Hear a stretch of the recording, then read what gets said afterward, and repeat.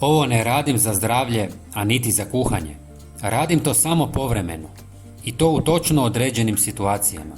Jer kod ove mješavine količina je presudna. Ako pretjerate, rezultat može biti suprotan od onog što želite dobiti. Zato sve radim vrlo jednostavno i vrlo precizno.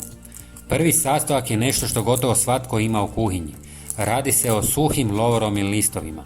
Stavim nekoliko suhih listova u mali mlinac i sameljem ih. Tako se njihovi spojevi mnogo brže otpuste u vodi.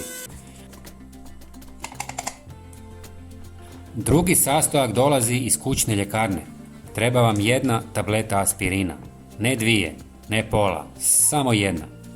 Tabletu zdrobim čekićem dok ne postane potpuno sitan prah. U posudu zatim dodam jednu malu žličicu mljevenog lovora i taj zdrobljeni aspirin.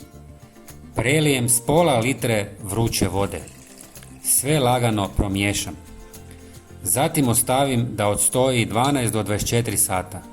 Ne duže od toga, jer nakon toga otopina postaje previše koncentrirana. Kada vrijeme prođe, tekućinu procijedim kroz sitno cjedilo. Zatim dodam još pola litre vode kako bi se smanjila jačina.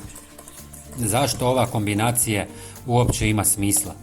Lovor sadrži eterična ulja i prirodne spojeve koji djeluju na mikroorganizme u okolini u kojoj se koriste. Aspirin sadrži acetil salicilnu kiselinu. U maloj količini ona može potaknuti stvaranje salicilne kiseline. Drugim riječima, jedan sastojak djeluje izvana, a drugi potiče reakciju iznutra. Zbog toga je količina ovdje najvažnija. I upravo zato ovu mješavinu ne koristim često. Primjenjujem je samo kada je to stvarno potrebno. Koristim je kod sobnih biljaka poput orhideja i fikusa i kod povrća kao što su rajčice, paprike i krastavci.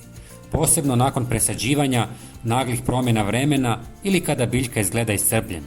Za manju biljku dovoljno je 100 do 150 ml, za veću 200 do 250. To je jedno lagano zalijevanje u zonu korijena. Najviše jednom mjesečno. Ne primjenjuje se po jakom suncu i ne kombinira se isti dan s gnojivom. Ovo nije čarobna formula, ali u pravom trenutku može pomoći da se biljka brže oporavi i nastavi normalan rast.